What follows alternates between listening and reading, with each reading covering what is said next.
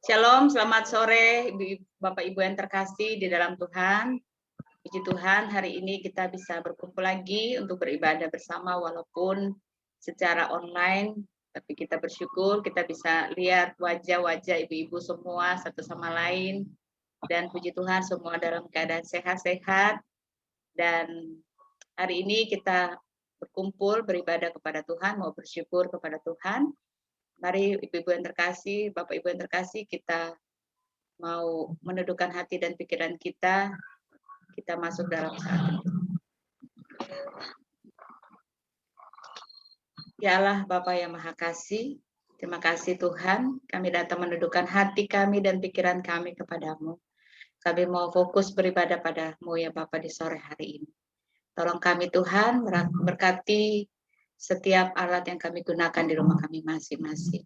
Baik laptop, internet, handphone yang kami gunakan, Tuhan jadikan semua itu alat yang boleh membantu kami beribadah dengan lancar pada sore hari ini. Terima kasih Bapak, kami serahkan ibadah kami di sore hari ini. Sucikan layakan kami Tuhan untuk beribadah, memuji dan menyembah Engkau. Dalam nama Tuhan Yesus kami berdoa dan mengucap syukur. Amin.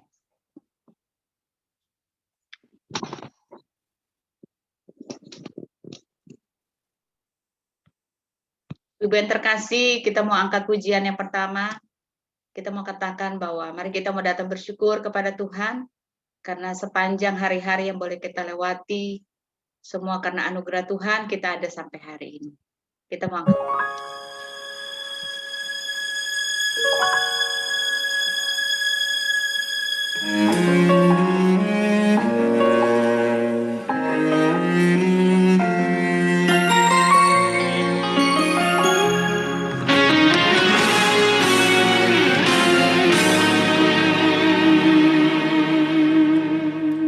Semusim berlalu, namun kau selalu peliharaku.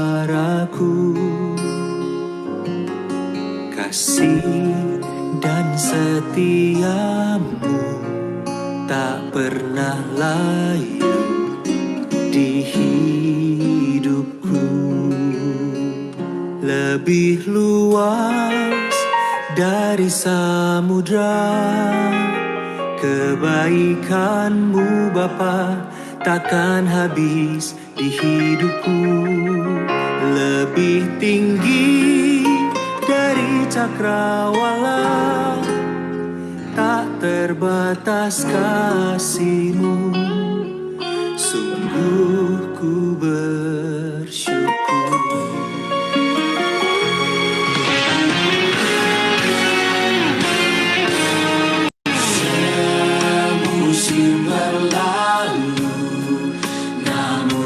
Selalu peliharaku.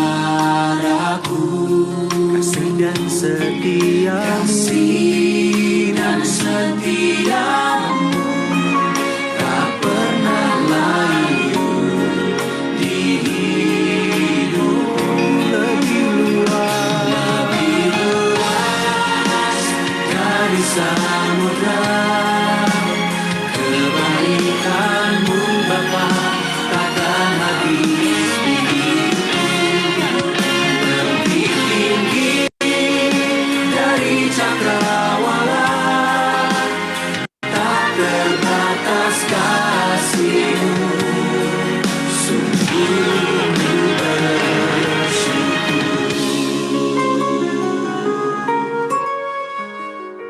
Sungguh kasih setia Tuhan tidak terbatas. Kuasa-Mu selalu ada dalam hidup kami. Oh, terima kasih Tuhan.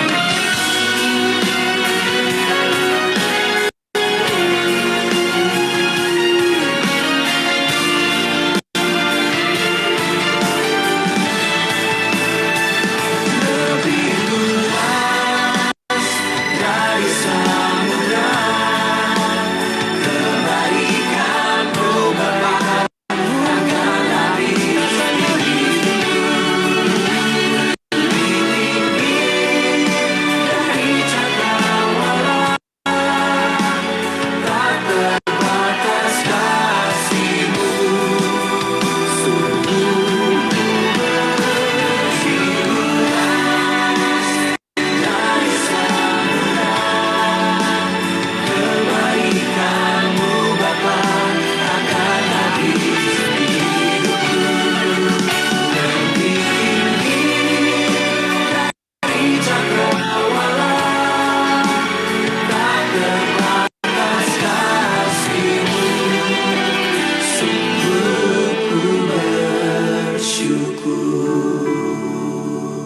terbatas kasih-Mu, sungguh ku bersyukur.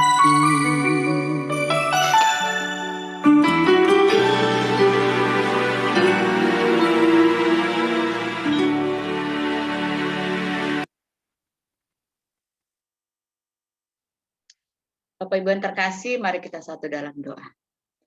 Terima kasih Tuhan, kembali kami datang di hadapan-Mu di sore hari ini, dalam ibadah kami, persekutuan PW GKU Bintaro Jaya, kami ibu-ibu yang tergabung di dalam PW GKU Bintaro Jaya, kami datang bersyukur kepada-Mu Tuhan di sore hari ini. Kami berterima kasih atas kebaikan dan kemurahan-Mu dalam hidup kami. Tuhan sudah pelihara kami boleh ada sampai hari ini, semua karena kemurahan dan anugerah Tuhan bagi kami.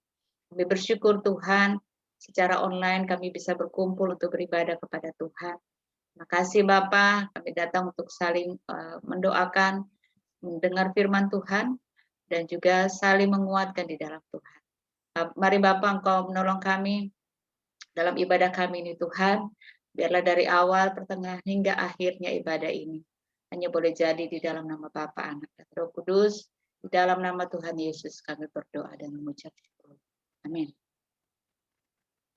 Ibu-ibu yang terkasih, kita akan masuk dalam ruang kesaksian pada sore hari ini. Namun sebelum kita masuk ruang kesaksian, kita mau angkat satu pujian. Kita mau katakan bahwa mari kita mau datang untuk selalu bersyukur kepada Tuhan. Kita bersyukur untuk setiap hal yang kita alami bersama dengan Tuhan sampai hari ini. Dan mari kita angkat pujian kita.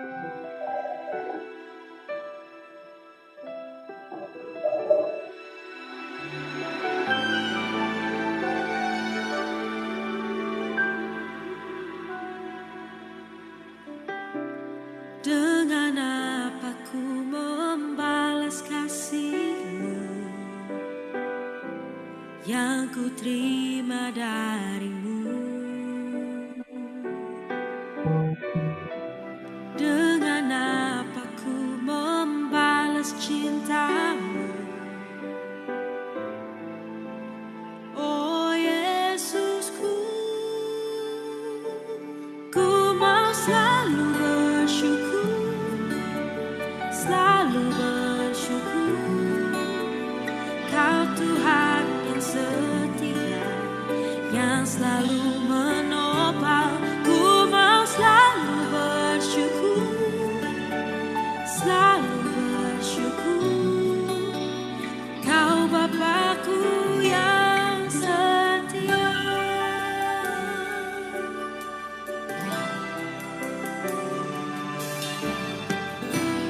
Dengan apa ku membalas kasih-Mu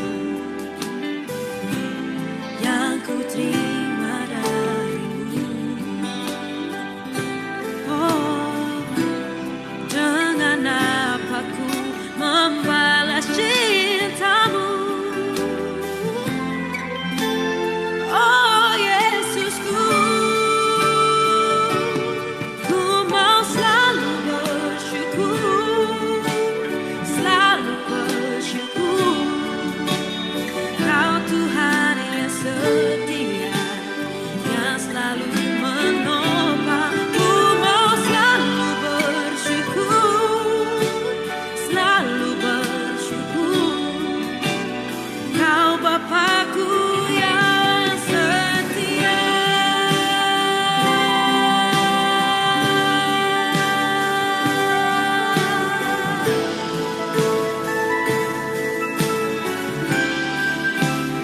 Ku mau selalu bersyukur, selalu bersyukur. Kau Tuhan yang setia, yang selalu menopang.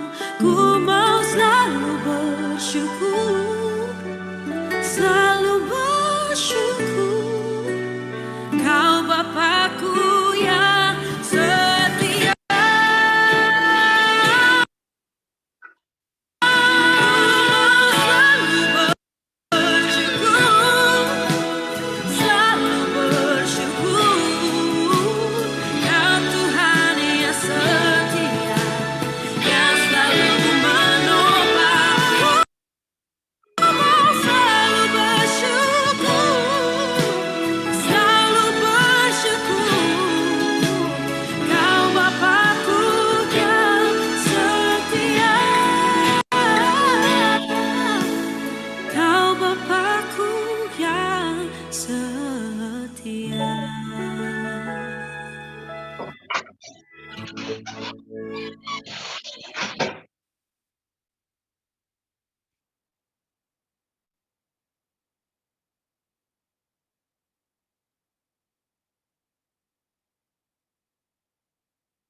Mari Ibu yang terkasih, ruang saksian dibuka bagi Ibu yang akan mau menyaksikan kebaikan Tuhan. Dipersilakan.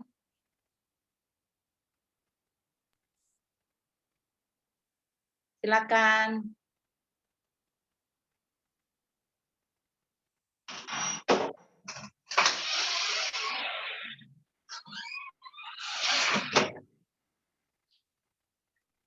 Ada buka-buka pintu ya, siapa tuh?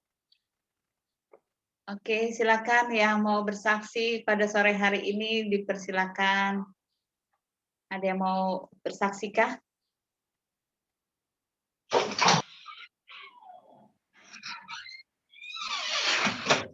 Itu suara siapa ya? Oke, silakan. Bu Keti mau bersaksi? Udah buka suara Bu Keti saya. Anta Lucy mau bersaksi? Enggak? Bu Elia? Bu Mita? Anta Esther? Anta Koba? Aku aja deh. Oh, Anta Elis. Silakan Anta Elis. Ya, puji Tuhan. Berkat doa-doa ibu-ibu pendeta, semuanya, teman-temanku, tanganku, aduh, puji Tuhan sudah bisa pakai sikat gigi, sudah bisa gulung-gulung rambut, bisa ditekuk-tekuk tangannya. Puji Tuhan semuanya baik, sembuh karena pertolongan Tuhan dan apa ya, kompres air panas, jadi harus kerja keras juga. Ya itulah keadaan tangan saya sudah bisa ditekuk-tekuk. Puji Tuhan semuanya. Tuhan itu baik, amat baik, dan senantiasa terus ada mujizatnya. Amin. Terima kasih, Bu. Terima kasih Tante Elis, ya, untuk kesaksiannya. Sehat terus. Yang penting Tante Elis rajin terapi ya, Tan. Ya, air panas aja, Bu. Ya, ya. Oke. Ada lagi yang mau bersaksi pada sore hari ini, dipersilakan. Tante Esther udah buka suara, silakan Tante Esther. Bersaksi apa ya? Bersaksi jatuh juga sih kemarin. Jatuh lu gak, Tan? Oh, ya ampun. Tapi kalau saya bilang sih, saya mengucap syukur banget. Karena memang ini kalau kita jatuh itu, kita di umur begini kan biasanya suka agak parah ya. Tapi saya juga mengucap syukur kalau jatuhnya sih nggak terlalu parah gitu, dan nggak perlu diterapi kayak Ibu Elis gitu kan, karena saya rasa ini kita harus hati-hati aja, ibu-ibu yang lain juga. Cuman ya memang biarpun kita hati-hati juga kalau mau jatuh aja kayaknya ya. Tapi paling nggak gini, paling nggak saya percaya kalau setiap pagi kita begitu bangun, kita berdoa, minta Tuhan kasih kita perlindungan, dan kita minta ya dari Tuhan itu, saya merasakan benar, saya jatuhnya bisa aja sangat fatal banget. Karena kalau saya jatuh terjerambab gitu, itu ada kayak gundukan gitu di depan, dan kalau kepala saya nyampe ke gundukan itu, ini bisa pecah kali itu karena jatuh plak begitu kan.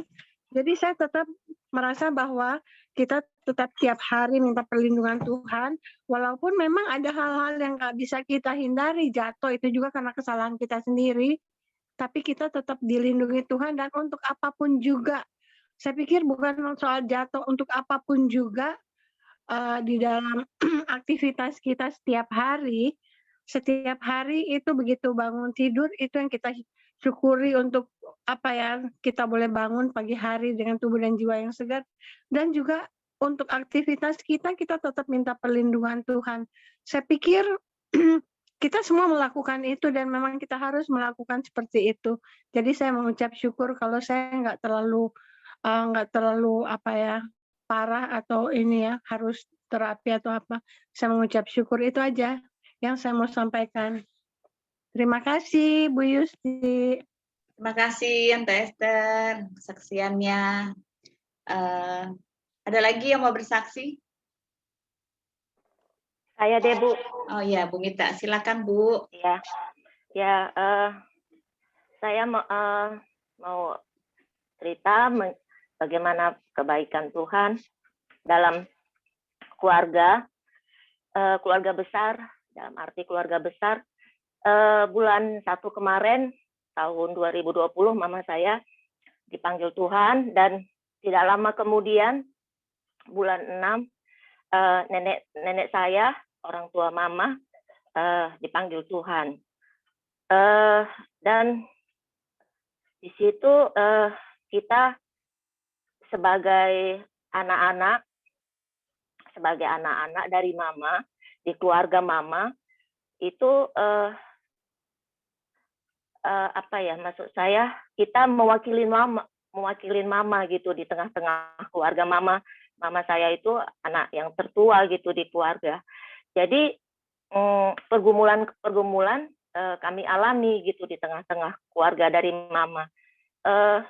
Banyak kekhawatiran, banyak ketakutan yang kami alami sebagai anak-anak gitu ya.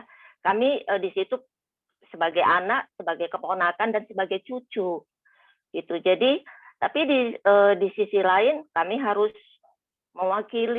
bisa mewakili ibu kami di tengah-tengah keluarga gitu. Kami buta gitu ya, buta sama sekali mengenai situasi di tengah-tengah keluarga mama. Puji Tuhan, ada saudara saya yang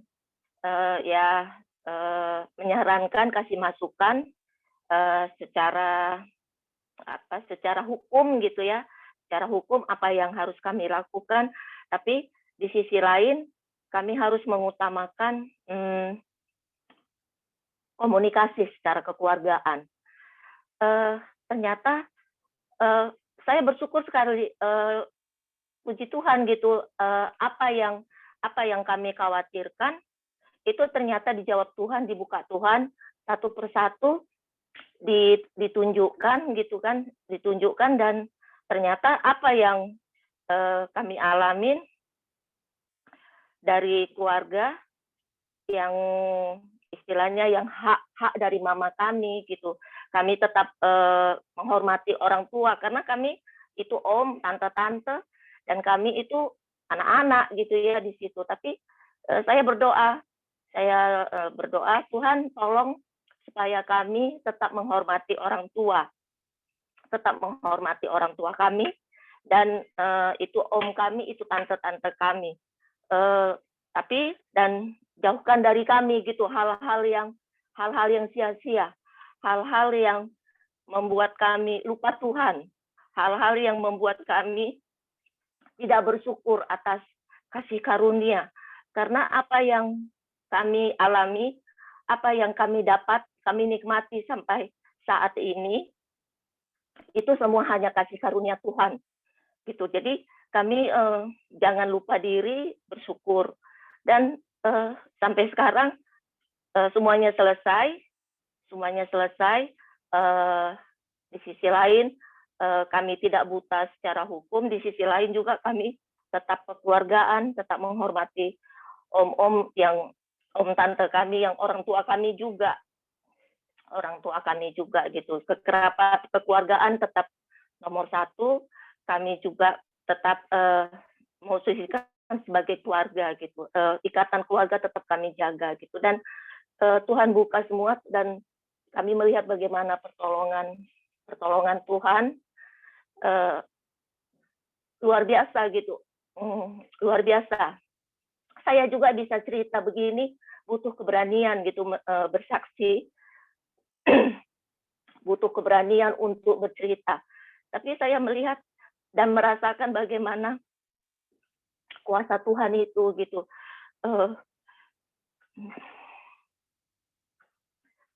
Maaf, saya agak emosi. Kuasa Tuhan itu membuka satu-satu, dan yang posisi sebagai ibu kami almarhum, kami bisa di situ sebagai anak dan juga bisa posisi sebagai keluarga juga tidak kami lupakan gitu. Dan kami tidak mungkin bisa melakukannya kalau kita ikutin keinginan ego, keinginan daging. Kita akan merasa, wah itu kan hak kami, itu kan punya kami. Tapi ternyata cara Tuhan lebih indah.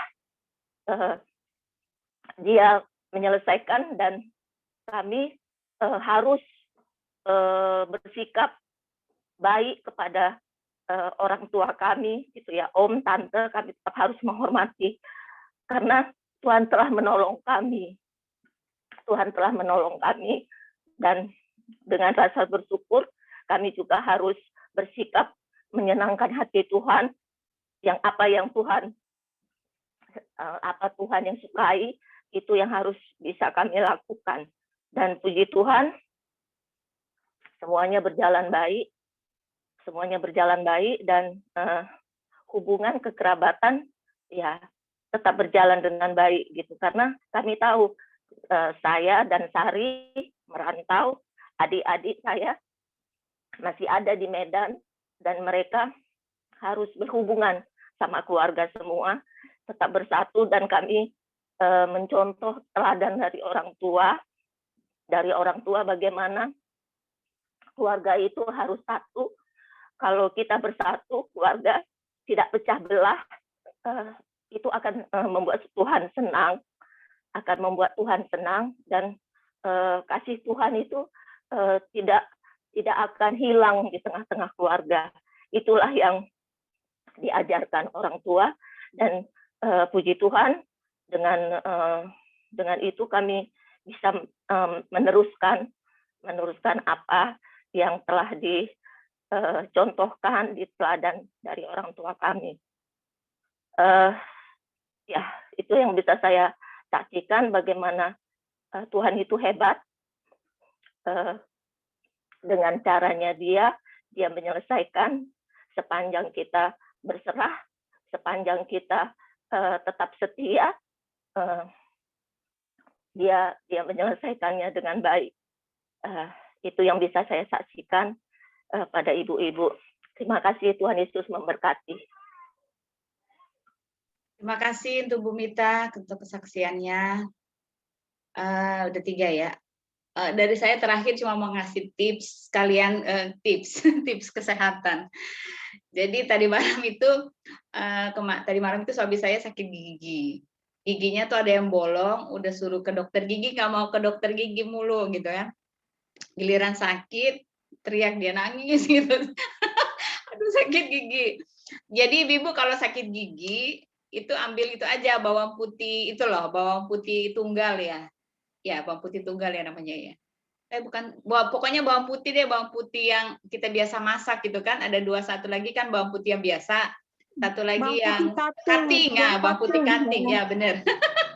Bawang putih cutting itu dikeprek gitu, lalu dimasukin ke lubang gigi, lalu sambil digigit itu bawang putihnya, dijamin pasti sehat.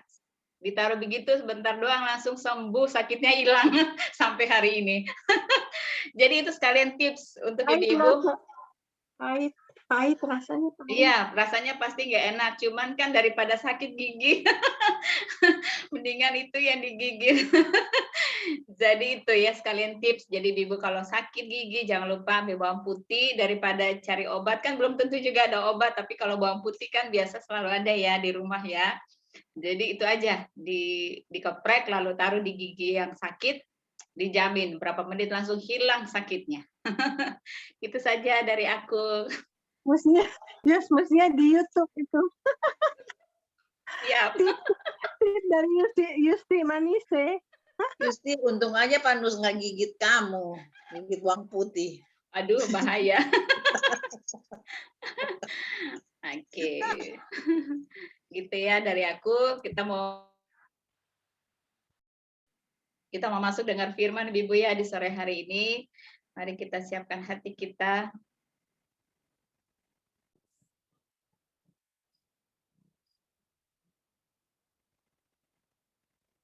Kita mau angkat pujian ini. Mari Ibu yang terkasih, kita mau angkat pujian, kita mengatakan bahwa Kau Bapakku yang setia.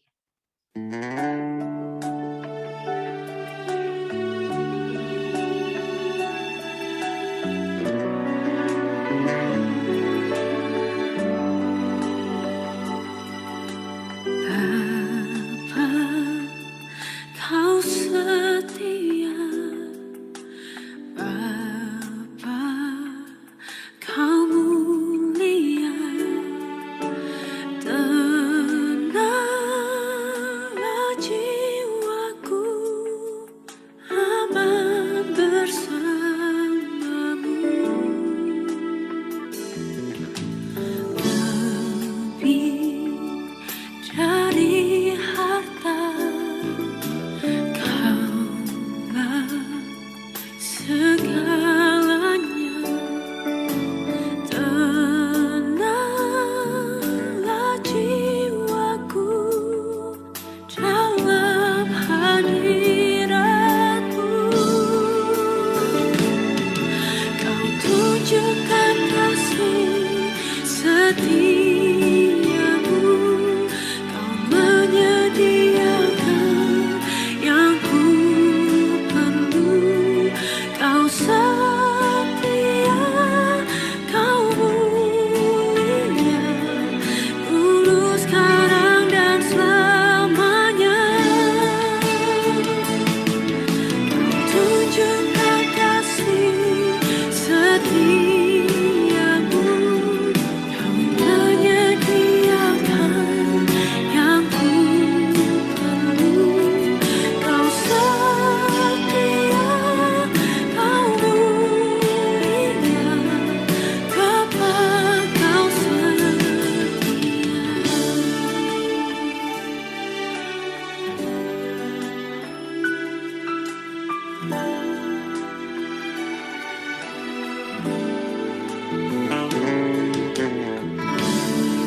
lebih dari harta, Kaulah segalanya. Tenanglah jiwaku dalam hadiratmu. Tunjukkan kasih setiamu. Kau menyediakan yang ku perlu. Kau setia, Kau mulia, dulu, sekarang, dan selamanya. Tunjukkan kasih setiamu. Kau menyediakan yang ku perlu. Kau setia, Kau mulia, Bapa, Kau setia. Karena kasih setiamu kami ada sampai saat ini, Tuhan. Karena kasih setiamu lebih dari hidup, maka bibir kami memuji, menyembah-Mu selamanya, Tuhan. Kau tunjukkan kasih setiamu. Kau menyediakan yang ku perlu. Kau setia,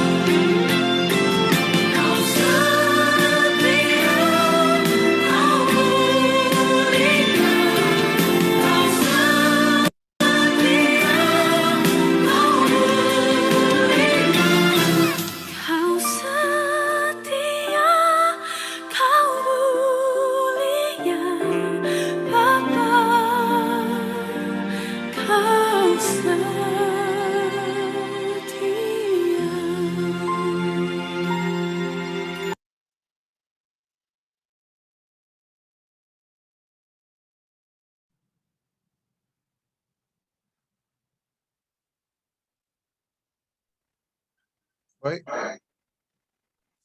Silakan Pak Jayadi. ya. Ibu-ibu terkasih, mari kita satukan hati, kita bersatu dalam doa. Ya Allah Bapa kami yang bertahta dalam kerjaan surga, Bapa yang kami sembah dalam nama Yesus, Tuhan kami. Terima kasih ya Bapa, di saat sore hari ini, kami sungguh mengucap syukur kepadamu ya Bapa, di mana di tengah-tengah kesibukan kami, pribadi lepas pribadi Tuhan, Engkau masih memberikan kami kasih yang begitu besar, sehingga Engkau mempertemukan kami melalui media Zoom online ini ya Tuhan. Tidak memungkinkan bagi kami untuk bertemu secara tatap muka, tetapi tidak mengurangi rasa kangen kami, temu kangen kami satu dengan yang lain, ibu-ibu terkasih di tempat ini, di gereja kami. Ya Tuhan, kami percaya oleh kasih-Mu, kami bisa mendapati setiap orang di dalam anggota ini, ada damai sejahtera yang luar biasa dalam kami. Bapak terima kasih ya Tuhan, tiba saatnya kami akan merenungkan bagian dari firman Tuhan, biarlah apa yang boleh kami renungkan pada hari ini, yang akan hamba bawakan Tuhan, Kau boleh mengurapi hamba-Mu yang jauh dari sempurna ini Tuhan, tapi biarlah dengan apa yang boleh hamba sampaikan, Roh Kudus-Mu memampukan kami untuk mengerti akan kebenaran firman Tuhan dan memampukannya kami untuk melakukannya dalam kehidupan kami sehari-hari. Terpujilah Engkau ya Tuhan, kami percaya Roh-Mu yang kudus selalu menyertai kami. Terpuji nama-Mu dalam nama Yesus, kami mohon kekuatan daripada Tuhan.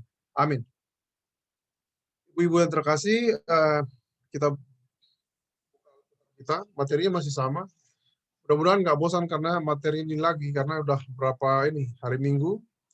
Kemudian kemarin ibadah wilayah juga kita belajar tentang materi ini, dan di persiapan majelis, saya juga menyampaikan materi ini. Khususnya bagi ibu majelis, mudah-mudahan tidak bosan karena materinya memang ini saja, karena kita memang terfokus seperti yang digariskan dari Ibu Gembala bahwa kita fokus dengan materi ini selama seminggu ini. Baik ibu-ibu terkasih, mari kita baca kembali dari 2 Korintus 5 ayat yang 11 sampai ayat yang ke-14. Saya akan membaca firman ini untuk kita. Jelas ya suaranya? Ya, oke. Di bawah judul perikop pelayanan untuk pendamaian. Ayat 11, kami tahu apa artinya takut akan Tuhan. Karena itu kami berusaha meyakinkan orang. Bagi Allah hati kami nyata dengan terang, dan aku harap hati kami juga nyata juga demikian bagi pertimbangan kamu.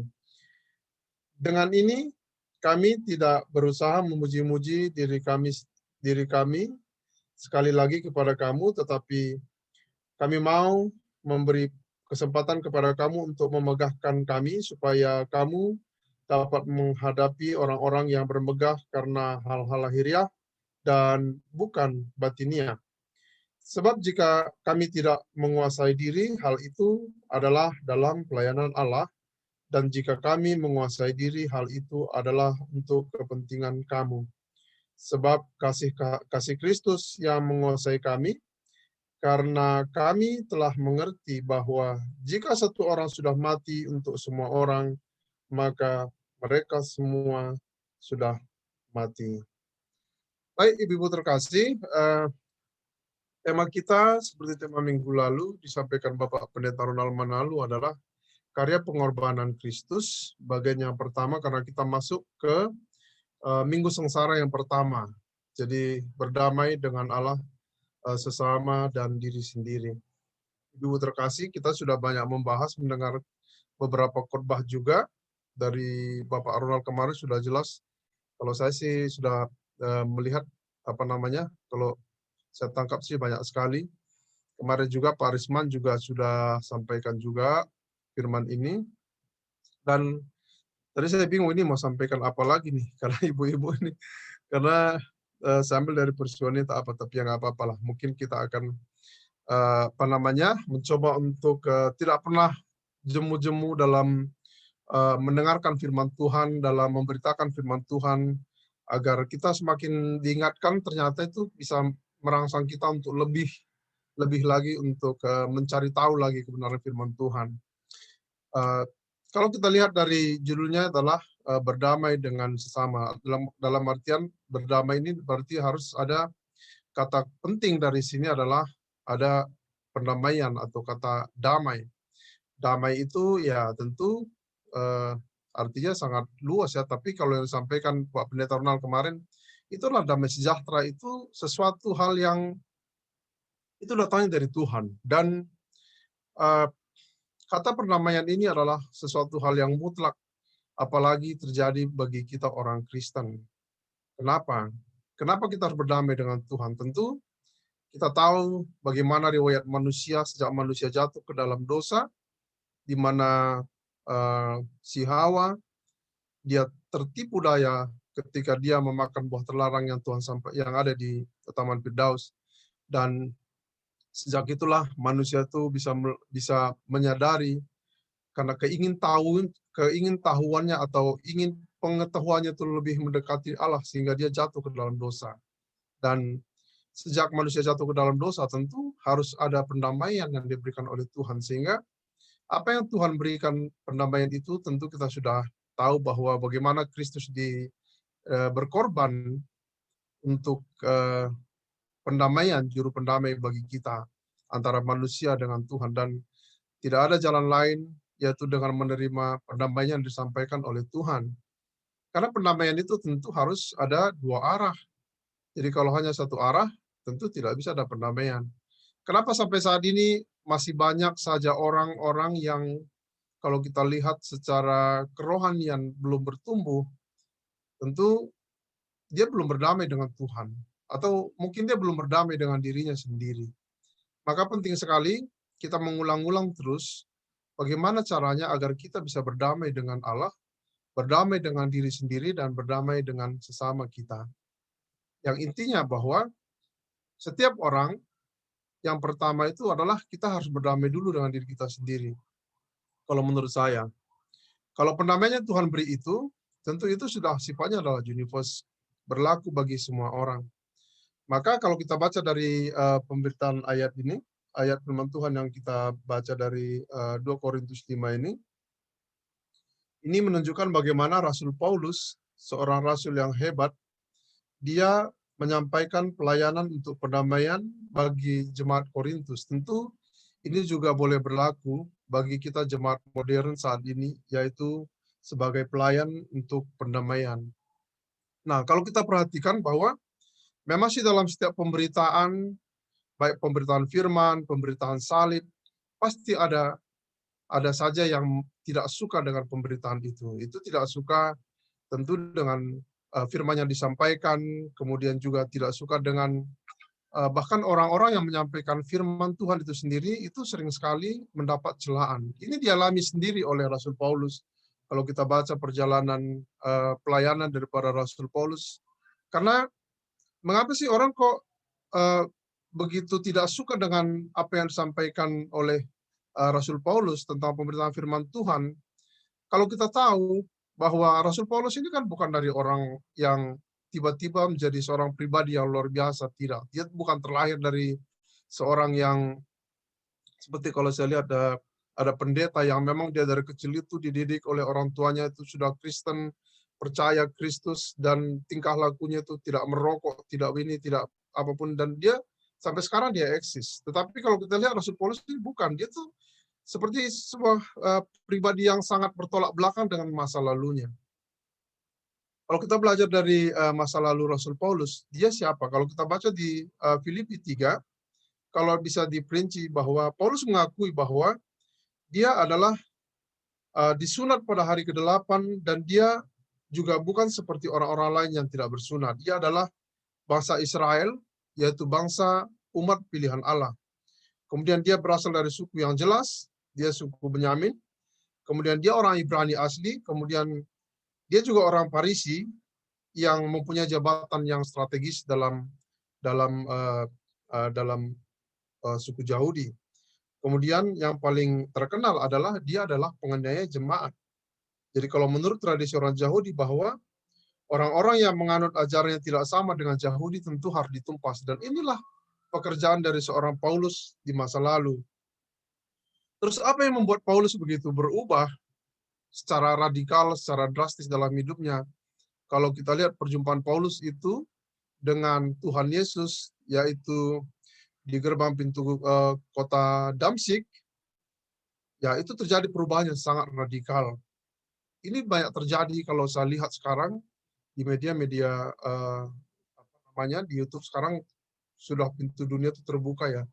Banyak sekali orang sudah berani mengupload bagaimana dia berjumpa dengan Kristus, bagaimana merubah hidupnya, dia meninggalkan masa lalunya, kemudian dia mengambil kesempatan untuk menjadi orang yang berani menyatakan kebenaran.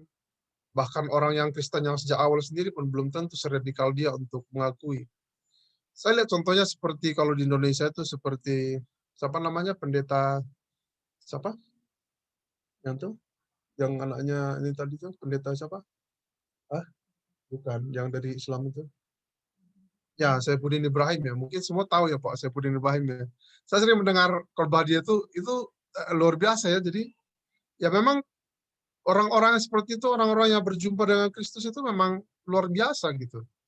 Luar biasa karena dia mengalami suatu perubahan yang besar dalam hidupnya. Oh, ternyata ini yang boleh memerdekakan dia dari segala hal. Nah, ini juga dialami oleh Rasul Paulus. Sehingga Rasul Paulus kalau kita belajar nanti kita akan lihat bagaimana Rasul Paulus bahwa dia tidak malu mengakui bahwa dia itu dulu memang orang yang bejat, orang yang jahat, punya masa lalu yang luar biasa, menteror orang-orang percaya, tetapi dia tidak malu mengakui kepada orang bahwa dia memang benar-benar itu dirinya sendiri. Tetapi apa yang terjadi sekarang bahwa semua yang dianggap dulu adalah suatu kebanggaan itu akhirnya dia anggap sebagai sampah oleh Rasul Paulus. Itu sejak dia berjumpa dengan Yesus Kristus. Jadi maka kita percaya bahwa setiap kita, anak-anak Tuhan, kalau sudah berjumpa dengan Kristus secara pribadi, saya yakin dan percaya pasti hidup kita akan berubah secara radikal. Ya minimal kita adalah menjadi orang-orang yang tidak sama dengan dunia ini. Dan yang kedua bahwa ketika kita berjumpa dengan Tuhan, maka tentu kita juga akan merubah watak kita secara pribadi. Kita adalah bahwa tujuan kita tuh jelas gitu. Kita mau mencari apa? Bahwa anak-anak Tuhan saat ini mau tujuannya itu endingnya apa seperti itu. Nah, inilah kita pelajari dari firman pada sore hari ini. Jadi kalau bisa kita bilang bahwa seburuk-buruknya orang, sejahat-jahatnya seseorang kalau sudah berjumpa dengan Kristus, pasti hidupnya akan berubah radikal. Ya, saya tidak bisa menilai ibu-ibu sekalian.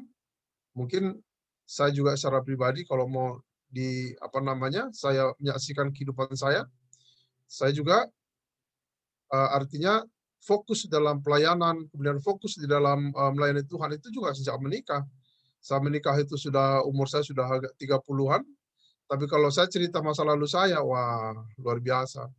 Apalagi seorang polisi ya. Jadi ya kadang-kadang saya memaklumi orang gitu. Kalau kadang-kadang kita menyampaikan firman Tuhan, sementara orang tahu kita polisi, mungkin orang akan berpikir, apaan gitu ya. Ya tapi saya tidak pernah tidak menganggap ya nggak apa-apa gitu. Misalnya ada orang menganggap polisi tapi pura-pura dia ini, bukan pura-pura dalam artian udah tahu lah gimana polisi, tapi kan setiap orang, jalan hidup orang itu pasti akan berubah. Dalam artian kita tidak mungkin kalau memang kita benar-benar sudah berjumpa dengan Tuhan, pasti kita akan suatu saat ada masanya, ada titiknya bahwa kita tidak mungkin nyaman dengan kehidupan kita yang masa lalu, nyaman dengan kehidupan kita yang tidak sejalan dan selaras dengan kebenaran firman Tuhan. Dan itu saya alami secara pribadi. Ya, saya bukan orang baik-baik dari dulu. Sangat banyak sekali hal-hal yang saya lakukan. Tetapi bersyukur, begitu menikah dengan istri saya, dan kita saling menguatkan, dan kita saling mendukung, kita ambil keputusan untuk melayani Tuhan, dan itu merupakan suatu jalan untuk membawa kepada kedamaian. Perdamaian yang dialami itu adalah perdamaian yang tiada duanya, dalam artian kalau secara katakanlah secara finansial saja itu bisa kita lihat gitu. Bagaimana Tuhan akan pasti mencukupkan orang, kalau sendiri ya berapapun pasti habis gitu ya. Tapi kalau sudah berkeluarga, kita punya pasangan kita, kemudian ada anak-anak di rumah, pasti Tuhan juga pasti akan menambahkan rezeki juga buat mereka gitu. kita tidak hanya mencukupi keluarga kita, harus jadi berkat lagi bagi orang lain. Kita harus memikirkan orang tua, harus memikirkan saudara. Dan seperti itulah Tuhan inginkan bagi kita sebagai katakanlah pelayan-pelayan perdamaian. Nah, kalau kita mau lihat sih apa sih motivasi sebenarnya dalam dalam memberikan pelayan perdamaian ini, dan juga yang menjadi motivasi Paulus kalau kita baca dalam ayat 14, saya bisa katakan bahwa saya bacakan untuk kita bahwa sebab kasih Kristus yang menguasai kami, karena kami telah mengerti bahwa jika satu orang sudah mati untuk semua orang, maka mereka semua sudah mati. Ini menunjukkan bahwa pada intinya bahwa Kristus sudah mati untuk kita. Mati untuk saya, untuk ibu-ibu, untuk semua orang. Dan itu berlaku secara universal. Mati dan memang benar-benar Tuhan menumpahkan darahnya untuk pendamaian. Kalau kita lihat di Perjanjian Lama kan setiap ada pendamaian antara Tuhan dan manusia itu harus ada korban. Ada yang dikorbankan. Korban itu apa? Pasti sesuatu yang mengandung darah. Kalau kita lihat Kain dan Habil, mengapa sampai Kain membunuh Habil? Itu banyak juga orang yang mengatakan, kenapa ya? Kan Kain itu hanya mempersembahkan buah-buahan, hasil kebun. Sementara Habil mempersembahkan binatang. Ya binatang itu kalau dikorbankan kan berdarah ya. Ya kadang-kadang, ya kalau saya pikir ya benar juga ya. Mungkin karena Kain itu tidak mengorbankan darah bagi perdamaian sehingga mungkin doa-doanya tidak dijawab oleh Tuhan dan persembahannya itu tidak diterima oleh Tuhan. Tetapi Habil itu dia memberikan suatu persembahan pendamaian, yaitu sebuah korban yang mempunyai darah. Dan ya banyak yang pendeta-pendeta juga mengatakan itu adalah salah satu alasannya bahwa persembahan si Kain tidak diterima oleh Tuhan. Tapi ya saya tidak menemukan jawaban itu di Alkitab. Ya, tapi ini hanya mungkin pandangan dari hamba-hamba Tuhan. Artinya bahwa darah Kristus tercurah buat kita itu adalah sesuatu hal yang luar biasa. Dan tidak ada seorang nabi, seorang Tuhan yang mengaku ilah-ilah di bumi ini yang memberikan pendamaian yang begitu luar biasa selain Yesus Kristus. Dan dia berlaku bagi setiap orang, siapapun kita. Jadi katakanlah setingkat seberbeda apapun kita secara finansial, ada yang kaya, miskin, jelek, cantik, semua itu berlaku semua. Dan Tuhan tidak menuntut kita untuk kamu harus seperti ini, untuk menjadi pengikut Tuhan, kamu harus seperti ini. Itu sama sekali tidak ada. Jadi motivasi yang pertama ini bahwa karena Kristus telah mati untuk semua orang. Jadi itu menyatakan bahwa benar-benar motivasinya adalah motivasi kasih. Kenapa Tuhan mau berkorban untuk berdamai dengan manusia? Karena dia kasih kepada kita. Kasih kepada manusia. Kasih kepada setiap orang. Dan itu bukan hanya berlaku bagi orang percaya. Semua orang tentu dikasihi oleh Tuhan. Dan ini berlaku bagi semua orang. Siapapun kita. Dari latar belakang apapun kita. Tuhan tidak mengatakan harus seperti ini, harus seperti ini. Tuhan menunjukkan kasihnya itu adalah universal. Jadi kalau kita pelajari Bapak Ibu, bahwa apa sih sumbernya? Kalau Rasul Paulus itu menggambarkan sumbernya itu, kalau kita baca di ayat 11 dari pembacaan kita tadi, bahwa dikatakan bahwa kami tahu apa artinya takut akan Tuhan, karena itu kami berusaha meyakinkan orang. Bagi Allah hati kami nyata dengan terang, dan aku harap hati kami nyata juga demikian bagi pertimbangan kamu. Kalau kita baca ayat 11a, kami tahu apa artinya takut akan Tuhan. Takut akan Tuhan adalah sesuatu hal yang perlu kita lakukan di dalam perdamaian dengan Tuhan. Kalau kita mau berdamai dengan Tuhan, tentu kita harus takut akan Tuhan. Apa sih artinya takut akan Tuhan? Kalau takut akan Tuhan itu banyak sekali ayat yang bisa mendukung kepada takut akan Tuhan. Seperti nanti saya ringkas-ringkas, mungkin kalau ibu mau catat silakan. Kalau kita baca dalam kitab Ulangan 10 ayat 12 dikatakan, saya ringkas bahwa Tuhan meminta agar kita beribadah kepadanya dengan segenap hati dan jiwa kita. Kemudian dalam Ayub 28 ayat 8 dikatakan, takut akan Tuhan adalah orang-orang yang berhikmat. Jadi orang yang berhikmat itu adalah ciri orang yang takut akan Tuhan. Sama seperti kalau kita lihat Raja Salomo yang penuh dengan kemegahan saja, kalau dia berdoa yang dia minta itu adalah hikmat kepada Tuhan. Oh, kenapa dia tidak minta harta? Kenapa dia tidak minta kekayaan atau kemuliaan atau mungkin katakanlah umur panjang? Tetapi hikmat yang diminta. Kenapa? Karena dalam 1 Korintus 1:30 dikatakan bahwa hikmat itu adalah oleh Allah. Jadi secara singkatnya bahwa Allah kita, hikmat itu adalah oleh Allah kita berada dalam Yesus Kristus yang membenarkan, menguduskan, dan menebus kita. Jadi bagaimana Raja Salomo bisa dengan hikmat itu bisa memimpin kerajaannya besar. Karena hikmat itu adalah sesuatu yang luar biasa, yaitu Yesus Kristus yang membenarkan, menguduskan, dan menebus kita. Kalau dalam Mazmur 19 ayat 10 dikatakan takut akan Tuhan itu adalah suci. Maka kalau kita mau berdamai dengan Tuhan, maka kita juga harus hidup di dalam kesucian. Jadi suci artinya ada kemurnian hubungan dengan Tuhan. Jadi kita dalam berhubungan dengan Tuhan itu bukan karena ada pengen kita aja, pas lagi ada momennya kita lagi lagi yang ada momennya yang kita inginkan, baru kita dekat dengan Tuhan. Tetapi itu dimulai dari hati kita untuk menjadi suci karena punya roh yang takut akan Tuhan. Jadi orang-orang yang takut akan Tuhan, dia pasti memiliki roh yang suci untuk berhubungan dengan Tuhan.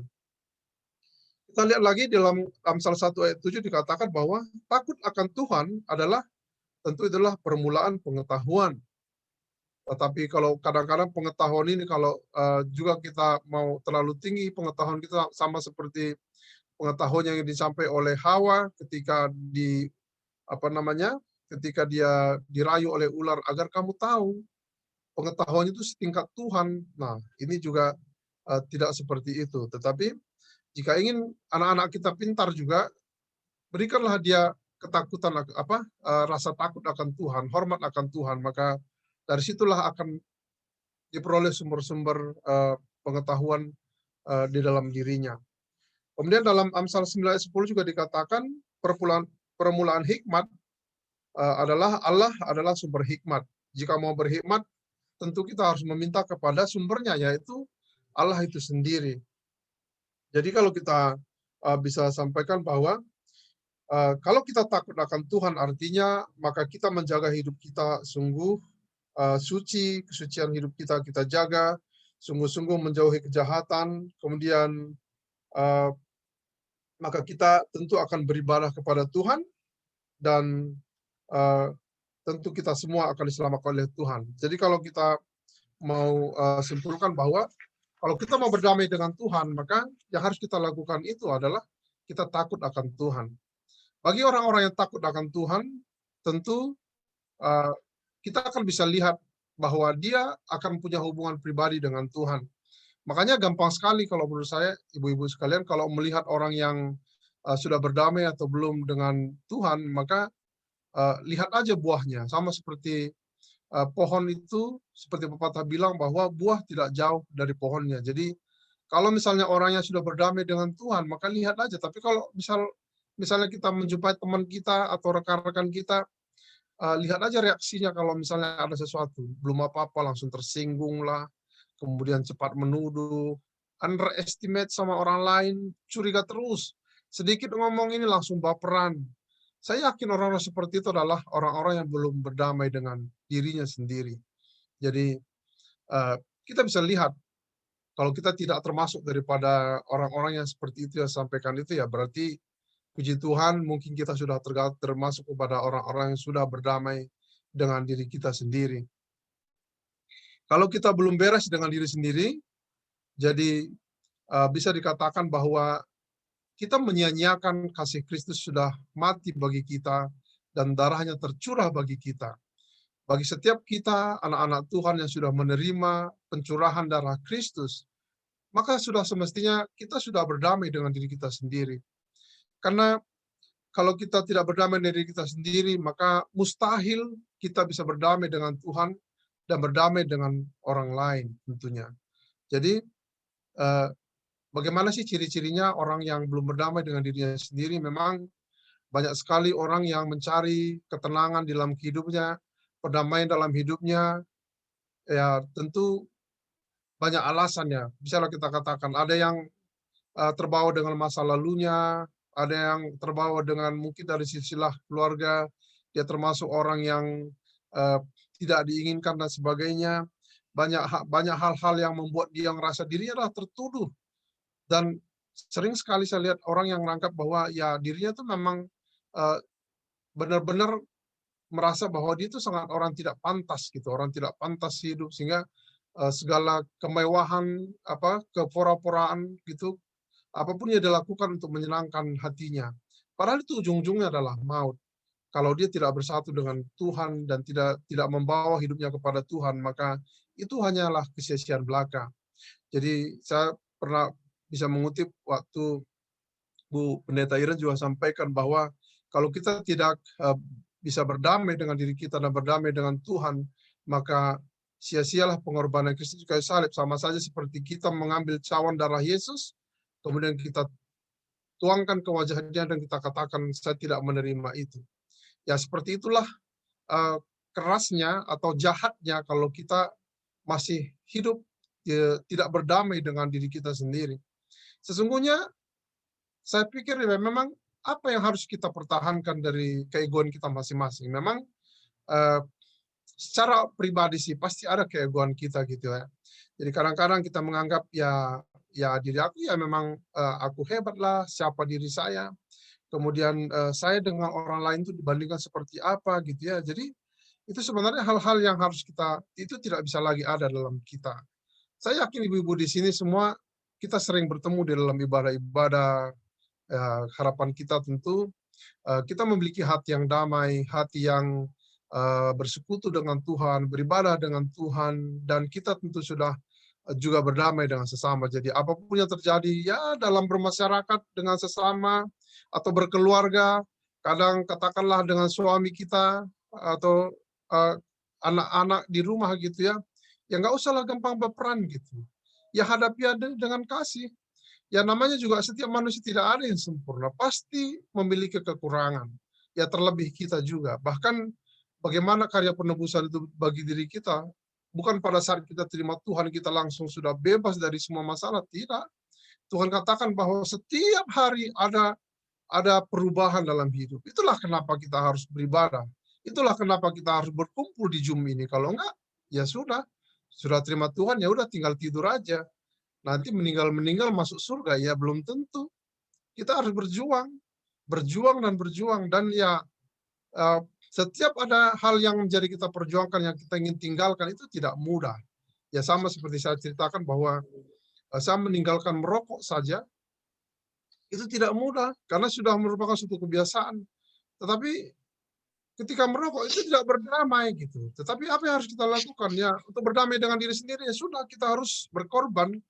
Tinggalkan semua apa yang kebiasaan-kebiasaan yang tidak baik itu, karena itu tidak membawa kedamaian, kekekalan gitu. Jadi ya sudah, kita harus benar-benar korbankan keinginan kita, keinginan daging kita, keinginan yang ada dalam hati kita, karena yang satunya hal yang kita harus kejar itu adalah kasih karunia Tuhan yang tersedia bagi kita. Dan setiap ada kemenangan, wah kita mengatakan, wah luar biasa. Saya bisa lepas dari sesuatu hal yang membawa saya kepada suatu kemuliaan Tuhan. Ini sangat luar biasa. Sehingga itu menjadi suatu kesaksian bagi orang lain. Saya yakin ibu-ibu di sini banyak hal yang sudah pengalaman-pengalaman berdamai dengan Tuhan, dengan diri sendiri itu bisa disampaikan. So memang kadang-kadang untuk menyampaikan itu memang kita agak ini ya butuh keberanian kadang-kadang ya. Kalau Bimita itu kalau saya lihat sering menyampaikan kesaksian ya, tapi benar juga gitu ya. Jadi kalau kita nggak saksikan kemurahan Tuhan itu ya mungkin kita menganggap itu tidak apa-apa, tapi bagi orang bisa jadi itu adalah merupakan suatu pendorong bagi dia bahwa melihat karya Tuhan itu dalam diri kita tuh itu akan terjadi juga bagi setiap orang. Saya juga secara pribadi tadi sebenarnya mau saya sampaikan memang kesaksian bahwa di dalam menanti kasih karunia Tuhan itu tentu memang kita butuh kesabaran. saya sebagai seorang polisi tentu ada peningkatan karir namanya ya. Jadi saya pernah sampaikan juga ke majelis kalau saya pernah ikut tes sekolah pimpinan namanya SESPIM, tetapi ketika gagal waktu itu bahkan saya tidak datang ke pelayanan. Saya sangat bersedih sekali, saya sangat berduka sekali. Bahkan saya tidak menyangka seperti itu, tapi saya salah, saya mengakui bahwa itu salah. Apa yang saya lakukan pada waktu itu dan salah, dan saya sudah mengakui di hadapan majelis bahwa saya sudah berdosa dalam hal itu pada waktu itu. Tapi puji Tuhan pada beberapa minggu lalu Bapak Kapolri Pak Idam Aziz yang sudah pensiun itu memberikan saya kesempatan untuk sekolah, tetapi tidak di SESPIM, tapi setingkat dengan itu, dan itu membawa suatu sukacita yang besar. Artinya Pak Kapolri lama itu mengatakan, kalau kamu mau sekolah, kamu nggak usah menghadap-hadap, nggak usah kita ngemis-ngemis sama orang. Sehingga itu tidak saya lakukan, walaupun saya dekat dengan Pak Idam Aziz, tapi saya tidak pernah lakukan, Pak saya mau sekolah. Tapi syukur bagi Tuhan gitu, Tuhan menyediakan kesempatan yang terbaik, sehingga pada saat ada kesempatan di meeting dengan Pak Kapolri, Pak Listio, dan saya di situ sebenarnya tidak menjadi pusat perhatian karena saya memang tidak suka mencari pusat perhatian. Akhirnya ya dengan tidak sengaja gitu ya, puji Tuhan dia bilang, kamu udah sekolah? Saya bilang, belum Jenderal gitu. Oh iya kamu harus sekolah gitu. Terus sampaikan ke Pak Jenderal Listio yang sekarang Kapolri yang baru, dia bilang, itu anggota saya tuh gitu. Ya saya bersyukur gitu, kalau dia memberikan itu, saya percaya Tuhan yang menggerakkan itu hati dia untuk memberikan sebuah bonus bagi kita gitu, bagi saya gitu. Sehingga di dalam bersabar menanti jawaban Tuhan itu memang mungkin bertahun-tahun baru bisa ditemukan. Dari umur saya sejak umur 43 sampai sekarang 46, berarti selama 3 tahun saya menunggu kesempatan untuk bersekolah, tetapi saatnya Tuhan berikan dengan luar biasa, Tuhan berikan, dan puji syukur bagi Tuhan gitu. Jadi yang menjadi kerinduan kalau saya saat ini menjadi seorang penatua adalah ya sudah melayani saja gitu, melayani bekerja. Jangan jadikan pelayanan itu suatu beban, jangan jadikan pekerjaan itu suatu beban, karena kita juga masih hidup di dalam dunia sekuler, kemudian harus melayani, baik di Pelpri, kalau bayangkan di Pelpri itu harus menjadi host dan harus menjadi PL setiap ada ibadah, itu menjadi suatu sukacita gitu. Kayak kadang-kadang kita menganggap bahwa kita ditunjuk untuk melayani saja, kadang-kadang wah ini menjadi beban sekali. Sebenarnya enggak. Sampai menyampaikan firman Tuhan seperti ini saja Bapak Ibu, Ibu-ibu, kalau misalnya kita mau menikmatinya itu sangat luar biasa gitu. Jadi memberikan hidup kita untuk kemuliaan nama Tuhan itu adalah hal yang luar biasa kalau menurut saya. Selagi kita bisa, selagi Tuhan memberikan kita kesempatan, mari kita terus beribadah, mari kita membenahi diri kita, berdamai dengan diri kita, yaitu takut akan Tuhan, yaitu dengan beribadah kepada Tuhan, menjaga hidup kita suci, menjauhi kejahatan dan dosa-dosa yang tidak baik. Tentu ini adalah cara perdamaian kita dengan Allah. Kalau kita sudah berdamai dengan Allah dan diri kita sendiri, maka tidak mungkin pasti kita berdamai dengan sesama. Itu adalah hal yang kecil. Jadi kalau kita berdamai dengan sesama, kita menerima orang lain apa adanya, sama seperti kita menerima diri kita apa adanya, bahwa orang lain juga pasti akan punya kekurangan masing-masing. Jadi terimalah sahabat kita, teman kita, rekan kita sepelayanan, ada kekurangan, terima saja, nggak ada masalah. Itu yang ada itu adalah penerimaan hati kita itu memang kita nggak bisa lihat gitu. Saya lihat Kak Grace itu bahagia nggak, damai nggak, saya nggak bisa lihat. Tetapi kalau misalnya diri kita sendiri menilai kita, tentu kita lihat gitu. Ada nggak sih orang-orang yang kita musuhi dalam hati kita? Ya saya tidak tahu. Kalau saya pribadi saya katakan saya jaga hati saya untuk tidak satu orang pun saya punya niat memandang buruk kah, atau menilai dia seperti ini. Karena saya menyadari bahwa diri saya sendiri juga belum tentu benar gitu. Di mata orang, sebaik apapun kita, itu belum tentu orang menerima kita bahwa kita menganggap itu baik bagi mereka. Tetap aja ada orang yang tidak suka. Tetap aja ada orang tidak sejahtera dengan kita. Tetapi ya sudah, let it go. Just biarkan saja semua. Dan yang harus kita jaga adalah tentu hati kita gitu. bagaimana hubungan kita dengan Tuhan. Tentu kita datang berdoa kepada Tuhan bersama keluarga, kita bina anak-anak kita sampaikan firman Tuhan, kita sampaikan berita tentang perdamaian itu bagi anak-anak kita, maka kita percaya bahwa keluarga kita juga akan diberkati oleh Tuhan. Jadi ibu-ibu terkasih, pada pertemuan kita hari ini, saya hanya mau menyampaikan ini bahwa kalau kita mau berdamai dengan Tuhan, diri kita dan sesama, maka mari kita menjadi orang-orang yang takut akan Tuhan. Takut dalam artian bahwa bukan takut untuk seperti takut akan kegelapan ya, takut akan roh-roh kegelapan gitu. Tapi takut itu artinya kita mengambil waktu khusus untuk Tuhan, beribadah kepada Tuhan dan membaca firman Tuhan. Kita merenungkan firman Tuhan siang dan malam, karena itu adalah kesukaan kita orang-orang percaya.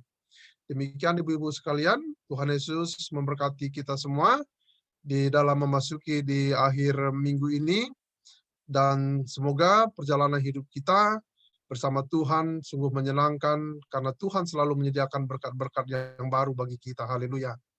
Silakan Kak Yusti, nggak ada diskusi Kak? Atau langsung ditutup dalam doa? Terserah Pak Jack yang mimpin, mau bikin sharing juga boleh. Ya, mungkin kita berdoa dulu, nanti kalau mau ada yang mau sharing silahkan. Kita tutup dulu dalam doa. Kita bersatu dalam doa. Terima kasih ya Bapa di surga untuk pemberitaan firman Tuhan pada saat sore hari ini ya Tuhan. Sebagai orang-orang percaya kepadamu ya Tuhan, yang penuh dengan keterbatasan, kami mengakui ya Bapa, bahwa seringkali kami jatuh kepada dosa-dosa pencobaan akan siapa diri kami. Kadang-kadang kami terjatuh dalam dosa-dosa kecil yang kami lakukan dalam hidup kami, bahwa seringkali kami seakan-akan belum berdamai dengan Tuhan oleh karena hal-hal kecil dalam hidup kami. Tapi pada saat sore hari ini ya Tuhan, kami mengakui kepada Tuhan bahwa kami adalah manusia ciptaan Tuhan yang sungguh mau berdamai dengan Tuhan. Tuhan sudah memberikan perdamaian itu bagi kami melalui putramu Yesus Kristus yang sudah mati bagi kami dan untuk menebus dosa-dosa kami. Maka biarlah itu menjadi bagian milik kami selamanya, dan kami menjadi duta-duta pelayanan perdamaian bagi sesama kami, bagi keluarga kami, bagi orang lain, terlebih lagi bagi gereja kami ya Tuhan. Terpuji namamu Bapa. Hidup kami sungguh tiada artinya jikalau bukan Tuhan yang memberkati. Maka segala kerinduan kami ya Tuhan, berkatilah kami selalu dalam kehidupan kami, agar senantiasa kami memperoleh damai sejahtera sukacita daripada-Mu Bapa. Terpuji namamu Bapa, hamba-Mu berhenti menyampaikan firman ini, tetapi Roh Kudus-Mu selalu terngiang-ngiang, mengurapi, bekerja, membisikkan firman ini bagi setiap kami yang mendengarkan. Dalam nama Yesus Kristus Tuhan kami berdoa dan mengucap syukur. Amin. Silakan ibu-ibu kalau mau diskusi lagi, karena kemarin sih kalau di ibadah itu sih sebenarnya saya lihat itu sudah banyak sekali yang keluar ya, keluar dalam artian ada yang curhat dan sebagainya. Ya tidak apa-apa, karena kita adalah sama-sama orang percaya dalam komunitas gereja, maka nggak usah sungkan-sungkan, karena daripada curhat dengan orang lain, lebih baik curhat dengan teman-teman seiman kalau menurut saya. Mumpung ada Bu Pendeta juga, Bu Pendeta bisa meluruskan semua bagi kita. Silakan ibu-ibu, kalau ada mau ditanyakan. Itu Kak Kate itu banyak sekali bunganya itu, boleh di-share-share itu bunganya, banyak sekali, cantik-cantik. Silakan. Itu Bang Jack, di Jack juga tuh ada bunga-bunga, tolong di-share ya. Oh, tinggal datang minta aja sama Mama Queen ini, langsung rampas. Silakan Kak, kalau tidak ada kita lanjut Kak. Kak Yusti. Oke, udah nggak ada ibu yang mau sharing hari ini? Lanjut. Oke, Lanjut. Ya, puji Tuhan. Oma Linda mana suaranya? Nggak kelihatan orangnya. Oh, Oke. Lanjut. Makasih, Oma. Nggak kelihatan orangnya, ada suaranya. Oke. Aku tutup video ya. Jangan.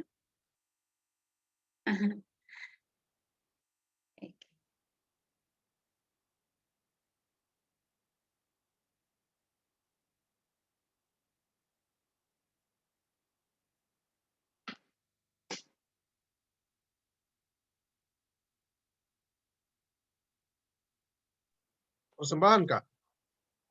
Oke, iya. Sebentar, ini Oke. dia masih loading. Oke.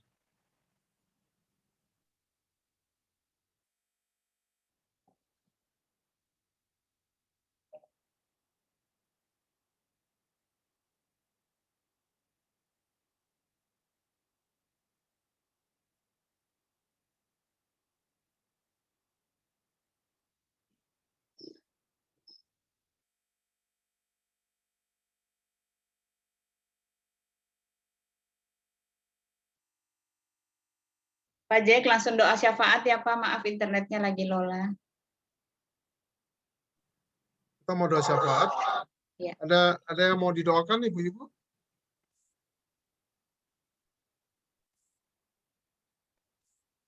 Bu Elia tuh kayaknya suaminya ya mau operasi. Jadi, Yus, Iya, benar hari Bu Elia besok Pak Timbul Pak, Iya. operasi gigi. Besok Iya.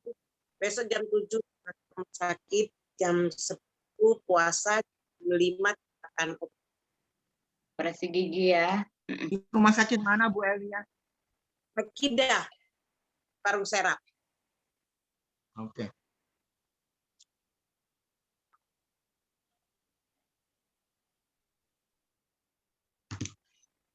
Rumah sakit kita di Parung Serang. Parung Serap. Akidah. Oh, Parung Serap. Oh, Mikida. Iya. Akidah. Bukan Nikita. Akidah atau akidah? Hah? Bukan Akidah. akidah ya? Akidah. Akidah. Rumah sakit Akidah, ibu dan anak gitu. Ya, saya juga nanti kita minta bantu doa ibu-ibu. Jadi saya punya adik saya di Medan dan suaminya itu kena COVID. Suaminya polisi juga. Ya, terus dia terpapar dari tetangganya karena tetangganya keluarga kena COVID. Jadi anaknya 4 orang. Jadi silih saya ini, ipar saya ini namanya Nathanael Sitepu. Kemudian adik saya itu namanya Esanita Berusembiring. Dan bre-bre kami ini, mereka ada 4 orang, anaknya itu 2 orang yang kena. Yang nomor 1 sama nomor 3. Dan mereka masih memasuki memasuki hari ke berapa nih setelah swab kemarin. Kemarin itu diketahui dia positif. Ternyata ya mungkin minta bantuan doa juga nanti. Pak Sembiring, Pak. Kalau suaminya Nathanael, Bu. Nathanael Sitepu. Kalau adik saya yang Sembiring karena adik saya yang perempuan. Istrinya? Namanya Ya, namanya Esanita, Bu. Esanita Berusembiring. Esanita. Ya. Dia juga kena. Ya. Dia juga kena, Bu. Makanya sama anak 2. Sama anak 2. Namanya bagus sekali. Ya, Oma? Oke. Nathanael Sitepu sama Esanita Berusembiring sama 2 anak kecil itu anaknya. Oke. Ada lagi ibu-ibu? Topik doa kita malam ini? Ada yang mau didoakan?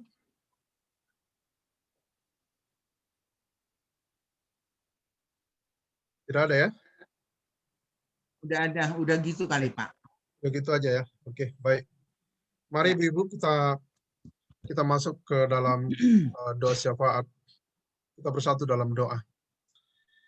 Kembali kami datang ya Bapa, menghampirimu di tempatmu yang maha kudus ya Tuhan, pada saat sore hari ini, di mana kami selalu mensyukuri ya Tuhan, bahwa apa yang Tuhan buat dalam hidup kami adalah yang terbaik yang boleh kami rasakan ya Tuhan.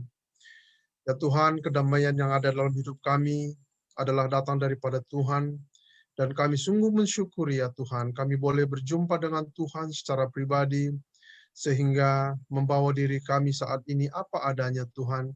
Kami menyadari bahwa Tuhan selalu berada di sisi kami, menyertai kami, mendampingi kami, sehingga dalam kehidupan kami percaya Tuhan, Engkau memelihara kami bersama keluarga kami masing-masing, sehingga hidup kami sungguh berarti untuk kemuliaan nama Tuhan. Bapa di surga, kami sungguh bersyukur untuk ibu-ibu terkasih di Komisi PW, di gereja kami di Bintaro Jaya ini Tuhan, yang selalu memiliki kerinduan yang besar ya Tuhan untuk beribadah kepadamu ya Bapa. Terima kasih ya Tuhan untuk koordinator PW yang selalu dengan setia mendampingi pelayanan ini ya Tuhan. Kami mengucap syukur atas anak-anak-Mu, ya terutama Ibu Penatua Lucy Satir.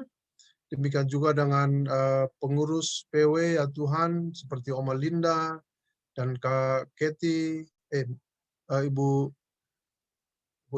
Tanto, demikian juga dengan Ibu Yusti. Sebagai pengurus ya Tuhan, kami mengucap syukur karena mereka selalu dengan giat untuk melayani Tuhan melalui ibadah yang bisa kami lakukan pada masa pandemi itu, yaitu ibadah online. Ya Bapa di surga, biarlah Engkau terus memelihara mereka, menyatukan mereka agar selalu sehati sepikir di dalam melayani Tuhan, melayani jemaat Tuhan. Terlebih juga kami berdoa ya Bapa untuk Ibu Gembala kami Tuhan, Ibu Pendeta Iren Mona Lisa Tetelepta, juga Engkau memberkati hamba-Mu dan keluarga Pak Regi dan anak terkasih Rensya, agar selalu hamba-Mu diberikan sesuatu hal yang luar biasa dalam hidupnya Tuhan, baik pelayanannya Tuhan, demikian juga dengan keluarganya selalu Tuhan pelihara dengan sukacita dan damai sejahtera. Bapa di surga, setiap kami juga ya Tuhan, anggota PW yang ada di gereja kami Tuhan, kami percaya orang yang selalu mencari Tuhan dan selalu rindu untuk bersekutu dengan Tuhan, maka berkat-Mu juga tersedia bagi kami, setiap kami ya Bapa di surga. Terima kasih ya Tuhan, pada saat sore hari ini kami juga mau membawakan saudara kami terkasih, yaitu Bang Timbul, yang akan dioperasi besok ya Tuhan di Rumah Sakit Mikida di Parung Serap. Ya Tuhan, kami sungguh secara manusia tidak mengerti tentang secara kesehatan ya Bapak, tapi satu hal yang kami minta ya Bapak melalui doa ini, biarlah Tuhan yang boleh mengurapi setiap proses untuk penyembuhan, mulai dari operasi sampai nanti kami percaya dia akan diberikan kesembuhan oleh Tuhan. Biarlah Engkau memberkati setiap dokter yang melakukan setiap tahap operasi, demikian juga perawat-perawat yang mendampingi, berkati mereka semua. Dan berkati juga setiap peralatan yang digunakan dalam pengoperasian ini juga kami percaya Engkau kuduskan Bapa, urapi sehingga boleh membawa kesehatan bagi Bang Timbul.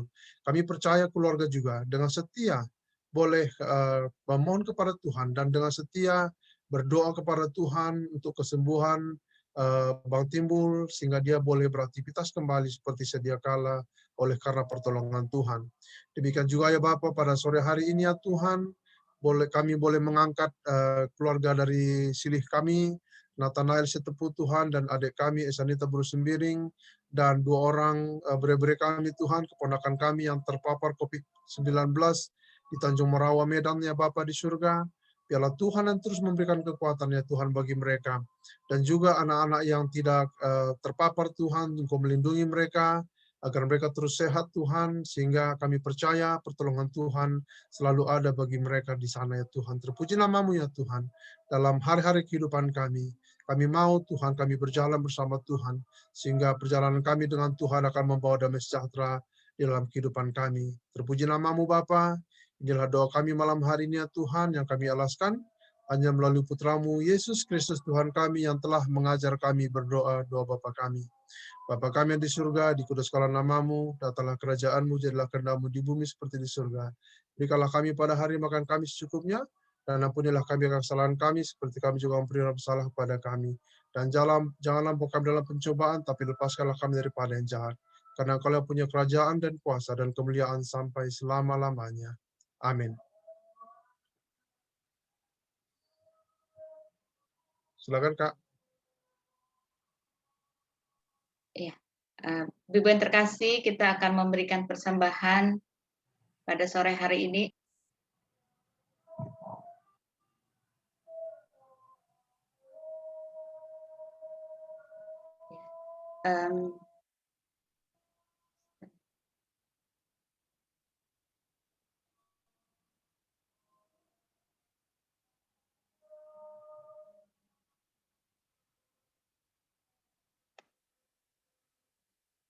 Loading.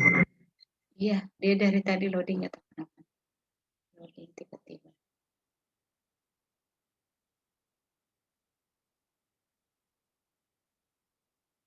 Oke, kita akan memberikan persembahan. Nats persembahannya hari ini terambil dari Lukas 6 ayat 38.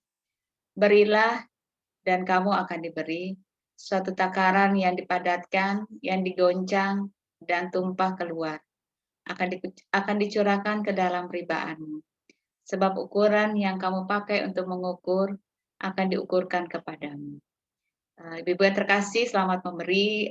Silakan memberi lewat scan barcode yang tersedia ada di warta jemaat, juga rekening majelis yang ada di warta jemaat. Demikian, selamat memberi. Tuhan Yesus memberkati persembahan ibu-ibu. Kita akan mengakhiri ibadah kita pada hari ini. Kita mau angkat pujian ini, kita mau katakan bahwa aku punya Tuhan yang besar.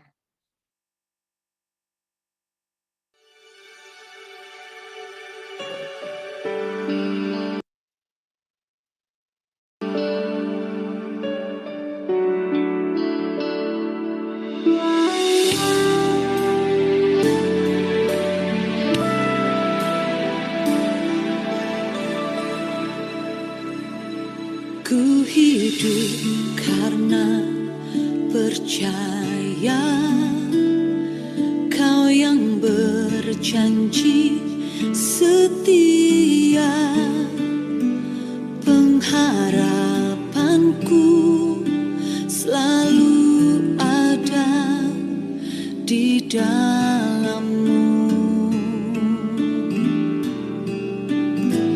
Ku tidak menyerah meski dalam kesesakan, seluruh hidupku dalam genggaman-Mu.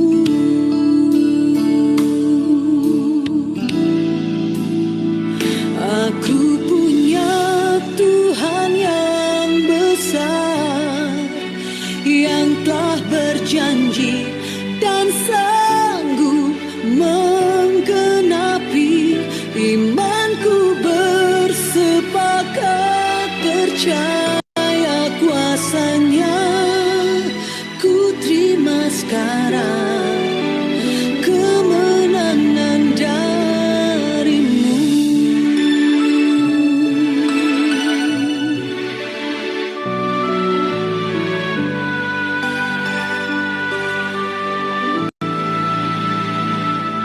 Ku tidak akan menyerah,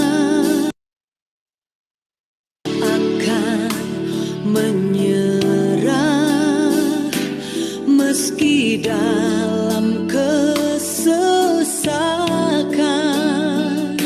seluruh hidupku dalam genggaman-Mu.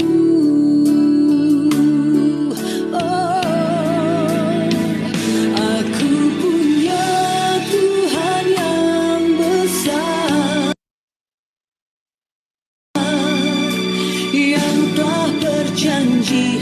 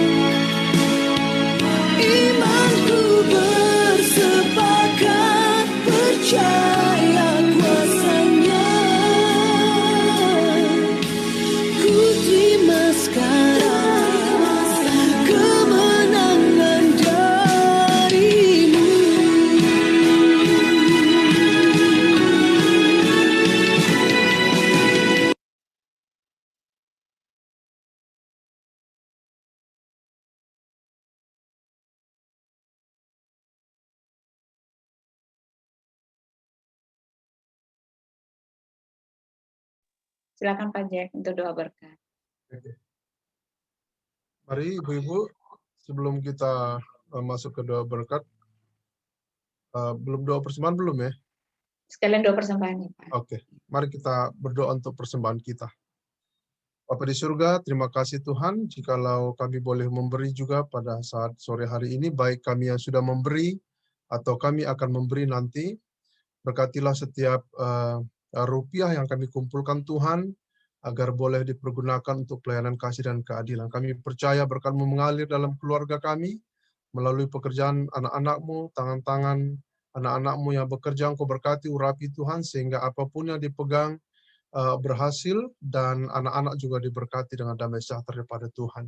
Terpuji nama Tuhan, di dalam nama Yesus. Kami mengucap syukur untuk persembahan kami. Akhirnya, Ibu-Ibu terkasih, marilah kita pulang dalam damai sejahtera Tuhan, dan terimalah berkat daripada Tuhan.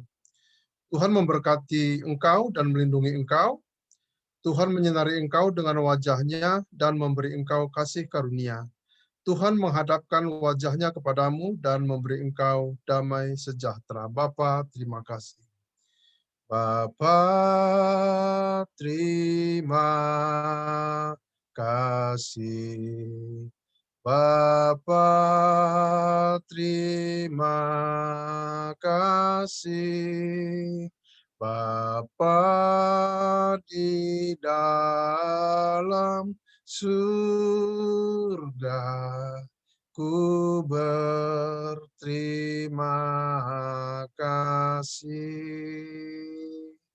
Amin.